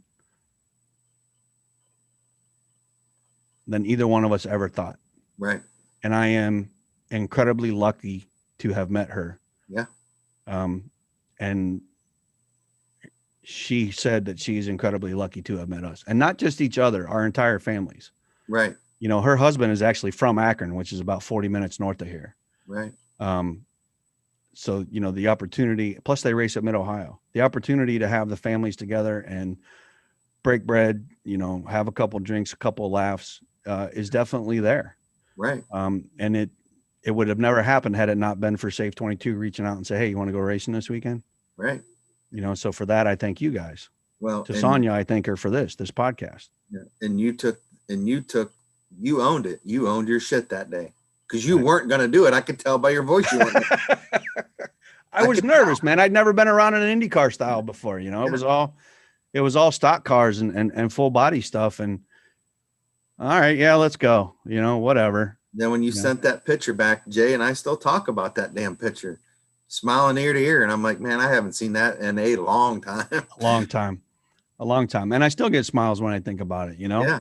I got a couple mementos from it, you know, a couple t-shirts, a couple car parts that were busted up and not reusable. And, you know, they're hanging in my garage. I get to see that stuff. I get to relive it. And it's a conversation starter. It gets people talking. Well, man, what Gas Monkey? What do you know about Gas Monkey? Well, let me tell you, you know, what's that big metal thing hanging there? Well, that's the right rear mount that came off a car when he went airborne. You know, I mean, just little stuff like that, you know, and it's truly an incredible experience. It definitely has helped me out in my years. You're an incredible individual, an awesome friend. And from the stories with your daughter, you're obviously an incredible dad as well. So I appreciate it. I appreciate you being on. We're definitely going to have to do this again. And yeah, it's easy. It's easy to talk, man. It's easy to talk. It is. My wife, I got a text from her while we were on this, and I'm afraid to look at it because it's probably going to say something to the effect of, Jesus, you can talk forever, can't you? Yeah, I can. But if you're even still listening, check us out on Facebook at Save 22 Veterans, correct? Correct. The website is save22.vet. The phone number, which is inside my hat, is 1-833-I-SAVE-22 to get a hold of them. The Veterans Crisis Line is 1-800-273-8255 and press 1. You know, I said it on the last podcast. My friend Donnie is now work group manager for the Veteran Suicide Hotline. And he said just before Christmas, they were taking 2,100 calls a day. And last year at this time, it was 1,700 a day. And, you know, I feel like that's a good thing, but that's also a bad thing, you know, and from Donnie's point, he said, you know, when a veteran reaches out to that line, it's usually that they have made up their mind that they want to commit suicide. They want to end it. And to have extra resources to send these people to get people who are like-minded, who have been there and crawled their way back out. And it is a crawl. You don't sprint, you don't jump. You know, it's not automatically fixed overnight. You can't go to bed, wake up the next day, and everything's perfect. It's not that way. It takes time. It takes effort. It takes tools. It takes a village to help you out. Right. You just need to be willing to do it. But the word is getting out, you know, for that line. They didn't have that line when I got put on hold. No. Hey man, I'm sitting in my truck with a loaded 45 and I'm a 8-year recovering alcoholic. I want to walk into the bar, grab a bottle of Jack, slam it, come back to my truck and blow my head off. Please hold. Right. Well, I'm sorry, what? Yeah, they don't do that anymore. That call for help or that message for help on the VA line is there every time you call. Every time you call before you talk to anybody, they say, if you're having thoughts of suicide, hang up and dial 911 or press 7 to be connected to the Veterans Crisis Line, Right. or call 1-800-273-8255 and press 1. It's there. Right. It's there. It's there. It's there. You just have to use it. You're right. And there's many, many other organizations out there too, man. I mean, just Google it sometime. There's so many things out there that are close, that are local, no matter where you're at across this country. There's something there. There are. One thing I've noticed about our generation and younger generations of veterans is they're very active. They're very involved, more so than the Vietnam guys, because they weren't given the return that they deserved, and Correct. they weren't given the help that they needed. They didn't have the platforms that we have to reach out and spread that awareness, to spread that knowledge, to share those things. My neighbor down the street, he's like 3 houses down, is a Vietnam vet, a lot of trigger time, a lot of crazy stories, wants to come on and talk to that generation. So look for him to come out. That's going to be Rick Niblick. He's going to come out and talk about that stuff. It would. So we're going to do that one of these days. We're also going to set up a Q&A session down at the American Legion where we open up the doors and I bring in maybe Tom or Jason from Safe 22. Tom can speak on the VSO side, the VSC side, because he is is it a trustee? Is that what he's called? I think he's actually a veteran service officer, or I know he's on the board. He's on the board for the VSO of Tusk County or Carroll County. Carroll County. And, you know, we're going to do that. I just got a message from AMVETS over in Salem this morning. They want me to be a guest speaker at the end of the month out at AMVETS in Salem. So look for that to come up. You know, the word's getting out, the word's getting around. The weather's changing up here. It's going to start getting better real soon. I think we've only had one snow. Not that you would remember what that looks like. No, I don't ever want to see it again. But yeah, look us up, reach out. And, you know, Dave said it best when he talked to me when I had my darkest day. And he just said, look, man, we'll get through it together. We're not going to leave you hanging. You don't fight alone. Yeah. You know, whether it's a VA problem that's got you frustrated, a family issue that's got you frustrated, or you just can't get out of your own damn head. Yeah. Pick up the phone and call us. Yeah. We will help you. Yep. It may not be the answer you want, but we'll find the answer. We'll find the answer. Yeah. And we'll guide you. We'll help you. We'll give you them tools. That's right. All you got to do is walk through the damn door. All you got to do is walk through the door. Walk through the door. Walk through the door. Yeah. All right, brother. Listen, I got goosebumps again. We've been on for 2 hours. Doesn't seem like it. You and I could do this probably twice a week, every week for the rest of our lives and always have something new to talk about. Yeah, so you're right. I thank you for being there for me, for both the show and personally. Yeah. I hope you know that, and everybody that reaches out. We'll get through it together, man. Oh, absolutely. You take care of yourself, Albert. I'll talk at you later. All right. Sounds good, man. All right, brother. See you. Yes, sir.